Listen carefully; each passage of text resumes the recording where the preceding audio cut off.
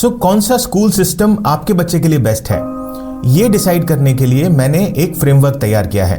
I have broken down the entire education cost for a child. Big schools are in demand in India.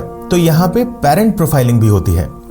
As a parent of a 4th and a 10th grader and making an R2I decision, I used to get sleepless nights thinking about क्या मेरे बच्चे school में adjust होंगे, कहीं वो बुली तो नहीं होंगे। बट बच्चों को ट्यून इन होना पड़ता है with a new learning methodology. One day my elder son, जो कि 10th में है, he came back home surprised saying that the teacher announced the marks of the kids in the whole classroom in front of everybody. Learning experience ऐसा ही होना चाहिए जैसा at least मैंने अपने टाइम में इंडिया में ऐसा नहीं देखा था। इनफैक्ट इंडिया में ये टैबू भी माना जाता था। 90% of my fears while moving back from US to India around schools proved. Hello friends, my name is Amit Agrawal and you are watching NRI Life. I lived in the USA for 12 years to return to India in 2024. NRI Life channel का mission है to provide honest and unbiased opinion about day-to-day issues faced by the NRI community across the globe. Friends, as Indian parents, our kids' education is our number one priority. So आज हम detail में बात करेंगे about education system, both in India as well as in USA. I have seen both the systems very closely. चाहे आप NRI हो who are planning to return to India, या आप एक Indian citizen who aspires to either send their kids for schooling or higher education abroad. I promise each and every minute you spend on this video will be worth it. Today's video will provide an in-depth analysis into the schooling system in both countries. So to simplify this topic, I have divided this into 6 different categories: education system, fees, admission process, adjustment issues, difference in study methods, and a very important topic जिसके बारे में शायद ही कोई बात करता हो, which is special education. तो इस वीडियो को आप एंड तक जरूर देखें। स्कूल्स को समझने से पहले जरूरी है एजुकेशन सिस्टम को समझना, ताकि आप अपने बच्चों के लिए सही डिसीजन ले सकें। यूएसए में 2 स्कूल ऑप्शंस हैं, पब्लिक या private. The public education system is governed by the state. Each state has its own state education board. Within the state, then there are school districts, and education level in each school district varies slightly. Each school is ranked as per their performance. और इस पूरे process को मैं आपको detail में cover करूंगा in the upcoming section. The second option in US is the private education system. These schools are highly specialised but also come at a very steep cost. इसको भी हम नेक्स्ट सेक्शन जिसमें हम cost cover करेंगे उसमें detail में देखेंगे. एक कंपैरिजन से समझें तो डीपीएस को आप कंपेयर कर सकते हैं by a US public school, and a private school like Shriram Millennium को आप कंपेयर कर सकते हैं by a US private school. अब आते हैं इंडिया पे. इंडिया में आपके पास स्कूलिंग एजुकेशन सिस्टम के मल्टीपल ऑप्शंस हैं. State board, CBSE and ICSE, international boards like IB and Cambridge, and there is a CBSE hybrid option as well. International boards का study pattern is similar to the pattern followed internationally. However, the CBSE hybrid model schools follow the CBSE syllabus, but teaching methodology is more experiential in nature. CBSE के कुछ options in Noida are DPS and Lotus Valley. Some school options for hybrid CBSE are Heritage, Genesis, and Gyanshri. And some options for international board are Step by Step, Pathways, and Shivnadar. So now the most important question: how to choose the best option of education for your child? आइए समझते हैं. USA में अगर आप public school education choose करते हैं तो आप स्कूल चूज नहीं करते, आपको चूज करना होता है अपना एरिया ऑफ रेजिडेंस. उस रेजिडेंस के हिसाब से you will get allotted the school in that particular location. For example, अगर आप न्यू जर्सी लिविंगस्टन में रहते हैं तो लिविंगस्टन का स्कूल जो भी आता है आपके घर के पास वो आपको ऑटोमेटिकली अलॉट कर दिया जाएगा विदाउट एनी इश्यूज या हैसल्स. सो एसेंशियली आपको चूज करना होगा स्कूल डिस्ट्रिक्ट. इसके लिए there are websites like greatschools.org, niche.com, and those websites provide regular updated information about ratings of various schools across the US. However, choosing a school in India is a little more complicated, and it is so important that it can actually make or break your decision to return to India if you are planning to do so. So कौन सा school system आपके बच्चे के लिए best है, ये decide करने के लिए मैंने एक फ्रेमवर्क तैयार किया है. based on two most important criteria.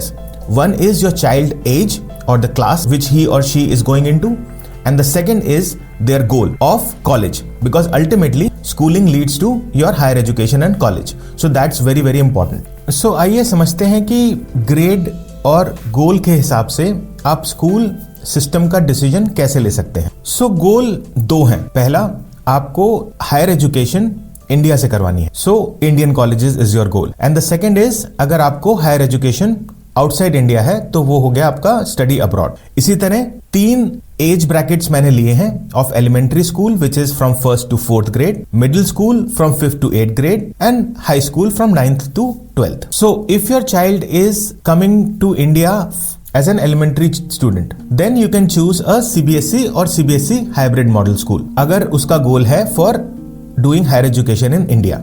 And if the goal is to study abroad, then you can also add international school as an option for your child. अगर आपका बच्चा मिडिल स्कूल में एडमिशन ले रहा है और उसका गोल है for Indian colleges, then you can go for CBSE या CBSE हाइब्रिड.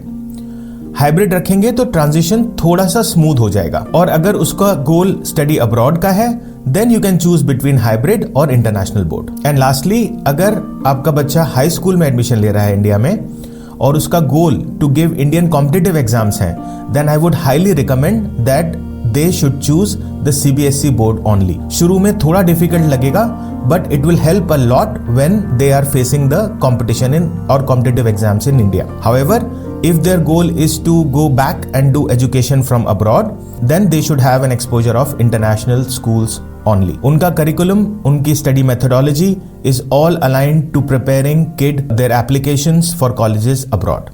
इन दो factors के साथ साथ several other factors play a critical role. For example, fees. Of course, affordability के हिसाब से आप school choose कर सकते हैं because international schools की fees is much higher. I'll give you the details of the fees in the next section. Also, schools में sport facilities, school की अपनी reputation and your kid's personality play a significant role when it comes to deciding which school or which school system you should choose. And lastly, the language.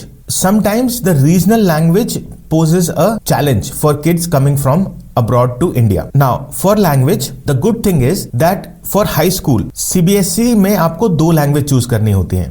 One of them is English. The second could be the regional language like Hindi, or it could be international languages like Spanish, French, German, etc. So अगर आपका बच्चा high school में है और वो regional language like Hindi से comfortable नहीं है, then the good thing is that CBSE will not force them to study Hindi in their high school. Friends, अब आते हैं फीस पर, which is a very important factor while choosing school anywhere across the world.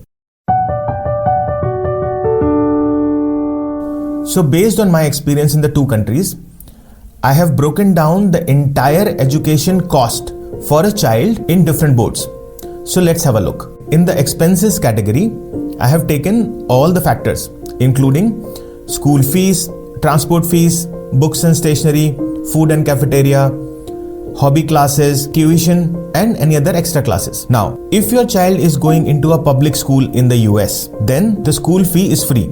As in, your house tax accounts for the school fee, which I have taken to be approximately $600 per month. Transport fees उसी में included होती है, तो that also is free. The books and stationery comes to around $30 per month. Cafeteria about $100 per month.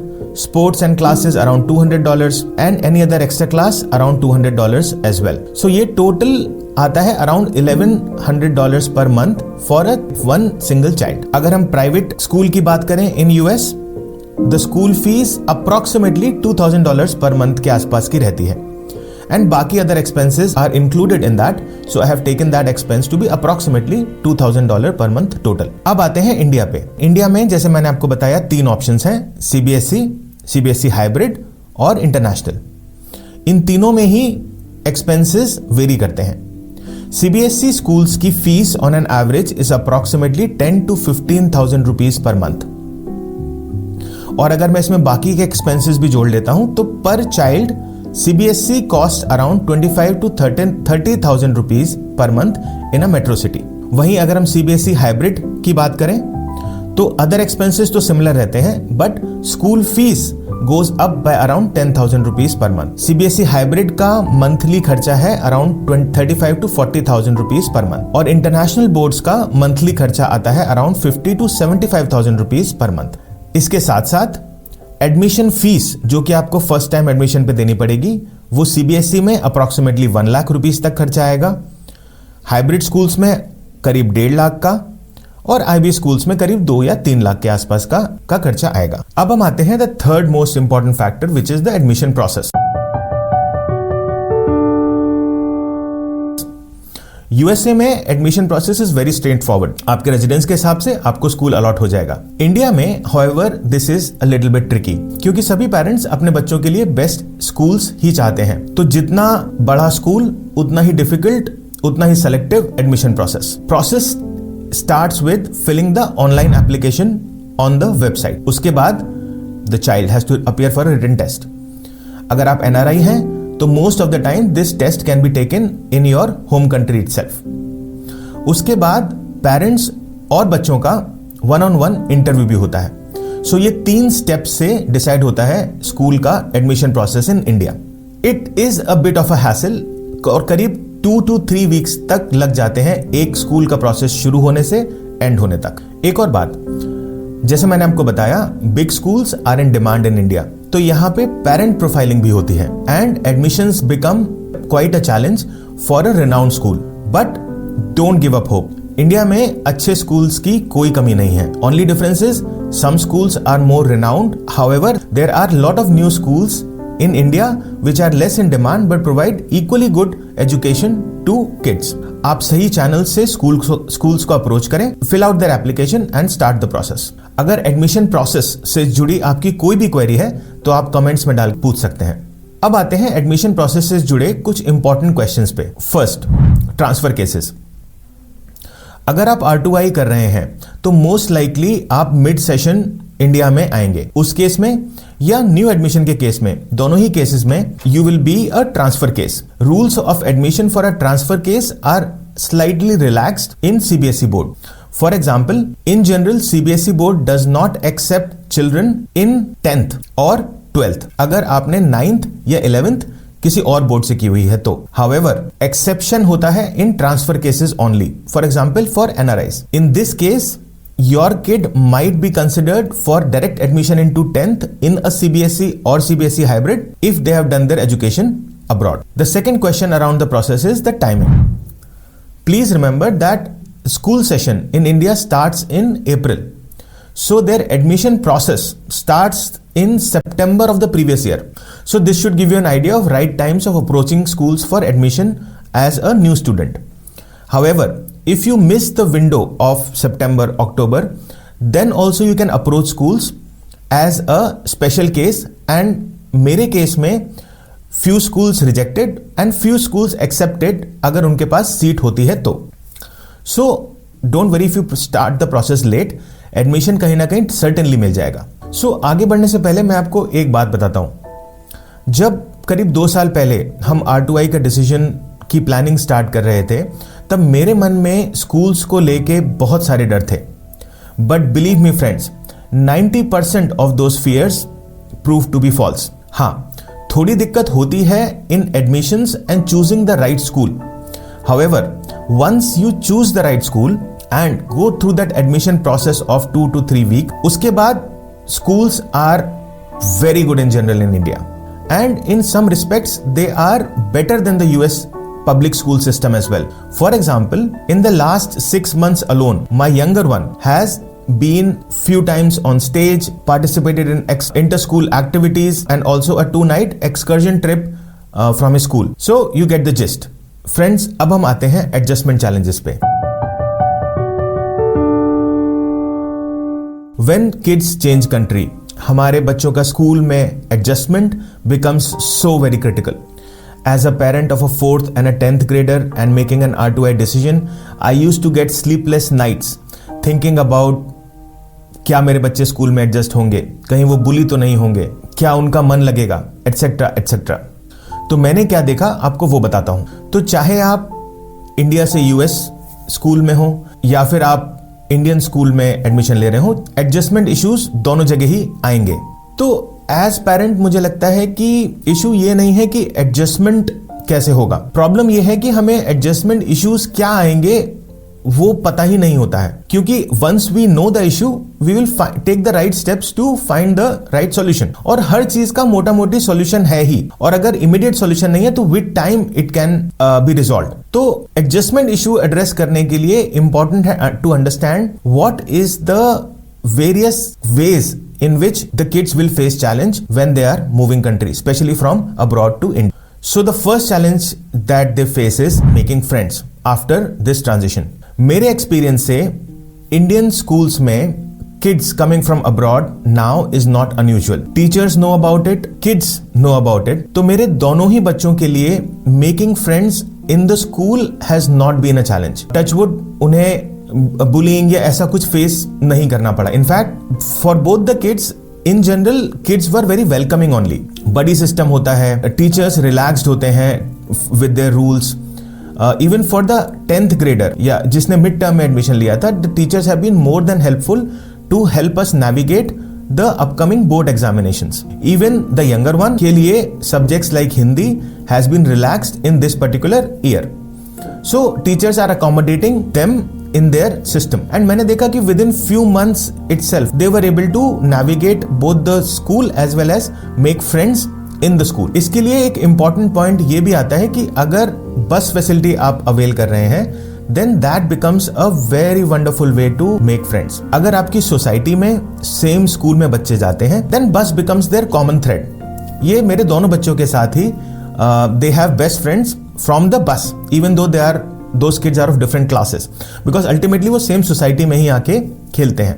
So keeping that in mind will help them a lot while making friends. The second is language barrier. वैसे आपको पता होगा फिर भी बता देता हूं. In general English is widely understood and spoken in India. Classroom में mode of delivery of lectures is also in English. हाँ, फ्रेंड्स आपस में हिंदी या रीजनल लैंग्वेज में ही बात करते हैं. इनिशियली हमारे बच्चे they understand spoken Hindi but इतना फ्लुएंटली बोल नहीं पाते हैं. However they have picked up quickly. एक लैंग्वेज बैरियर आएगा शुरू में because to make friends and to engage with their conversation they need to speak their language. इसको ट्रांजिशन करने में थोड़ा सा टाइम लगेगा but it's not a big factor. Third adjustment challenge आता है in terms of the study pattern. दोनों ही systems Indian education system and schooling abroad में ठीक ठाक डिफरेंस है. I will cover that difference in detail in my next section.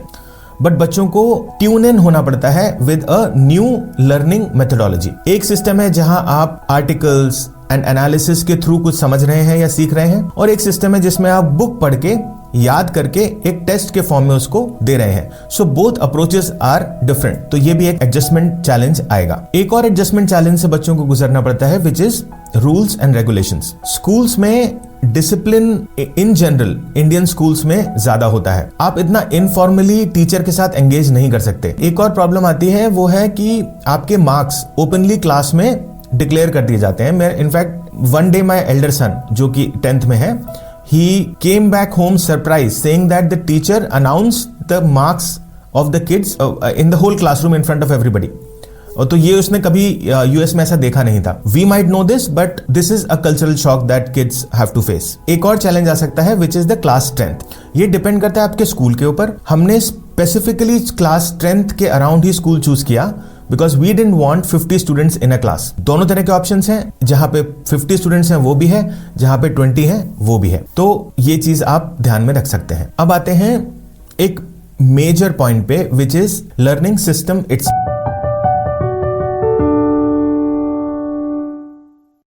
मैं आपको इसे एक एग्जाम्पल से समझाता हूं. मान लीजिए एक यूएस स्कूल है जिसमें पढ़ना है the great American revolution versus India में एक स्कूल है जिसमें आपको पढ़ना है द इंडियन फ्रीडम स्ट्रगल. तो दोनों ही जगह ये कैसे पढ़ेंगे? इन अमेरिका आपको दे दिए जाएंगे कुछ आर्टिकल्स, कुछ रिसर्च पेपर्स, कुछ पब्लिकेशंस, कुछ बुक एक्सक्रिप्ट्स एटसेट्रा, जिसको फर्स्ट थिंग आपको पढ़ना होगा और अपने नोट्स बनाने होंगे. उसके बाद आपको इन्हीं टॉपिक्स के ऊपर टीचर एक एसे या एक राइटअप लिखने के लिए दे देगी. एंड लास्टली उस राइटअप को लेके आप क्लास में जाके एक ग्रुप डिस्कशन करेंगे to understand the topic even deeper. So focus of learning the Great American Revolution is around understanding and analysis of the topic. अब अगर इंडिया की बात करें तो इंडियन फ्रीडम स्ट्रगल के ऊपर एक बुक है, उस बुक को आप पढ़ेंगे, उस बुक के पीछे कुछ क्वेश्चंस हैं, वो क्वेश्चंस आंसर करेंगे और उनका एक टेस्ट लिया जाएगा। अगर आप आंसर सही कर देते हैं तो that means you have understood the chapter. तो आपका focus in India becomes one memorizing and second spitting it out on the exam paper। इस डिफरेंस को बच्चों के लिए शुरू में दिक्कत आ सकती है टू अंडरस्टैंड दिस। जैसे मेरे बच्चे को 10th बोर्ड में सबसे खराब सब्जेक्ट इस समय लग रहा है SST, बिकॉज उसी में सबसे ज्यादा रोट लर्निंग, जहां पे एप्लीकेशन की बात आती है he can handle it very well. एक और एग्जाम्पल समझते हैं कि मान लीजिए आपको टेबल्स सीखनी है। सो हमने टेबल्स सीखी नहीं है, रटी है, राइट, एंड रट के उनको आंसर किया है इन द फॉर्म ऑफ या तो डायरेक्ट टेबल्स या फिर one-on-one question and answer with teachers। In the US tables सिखाई जाती हैं not by rote memorization but rather by block strategy, array methods। rote learning of tables कभी होती ही नहीं है। all they do is understand the concept of multiplication and then apply it in real life problems। however in India you memorize it and then speed becomes more important while solving problems। तो दोनों ही जगह ये difference आता है in the learning methodology। so one is more hands-on and experiential and promotes self-learning and analysis, and the other one in India is more book learning and has very limited scope of self-learning and analysis। generally speaking मैं ये मानता हूं कि education system learning experience ऐसा ही होना चाहिए जैसा US में मेरे बच्चों ने देखा है। I think Indian education system has to evolve to become more application based than the current form it is in। however transition के लिए as I said hybrid schools में experiential approach पे काम हो रहा है अग्रेसिवली। फॉर एग्जाम्पल बताता हूं, मेरा जो 4th ग्रेडर बेटा है वो हाइब्रिड स्कूल में है। वो रिसेंट टॉपिक ऑफ फोटोसिंथेसिस के लिए उसे एक एक्चुअल प्लांट दिया गया and he is actually studying through an article and then answering questions based on that. So things are also changing and hybrid schools में आपको एक्सपीरियंशियल लर्निंग भी मिल जाएगी। So you have that option है। दूसरी बात है कि एडजस्टमेंट और चेंज ऑफ स्टडी पैटर्न होने में ऑलमोस्ट 1 साल का टाइम लग जाएगा the full school year. So please keep that in mind. मैंने अपने बच्चों के लिए इंडिया आने से करीब 6 महीने पहले ही नेक्स्ट ग्रेड की बुक्स मंगवा के उनको थोड़ा थोड़ा एक्वेंट करना शुरू कर दिया था। So you can do that as well as one approach to, but the good thing is that in both the countries the education level is same। यानी कि अगर आपका बच्चा 4th ग्रेड में या किसी भी ग्रेड में बाहर है और आप यहाँ पे एडमिशन ले रहे हैं तो ऐसा नहीं कि वो पढ़ाई में आगे होगा या पीछे होगा, it's will be almost on the same platform. Friends, this last topic is very important which is special education.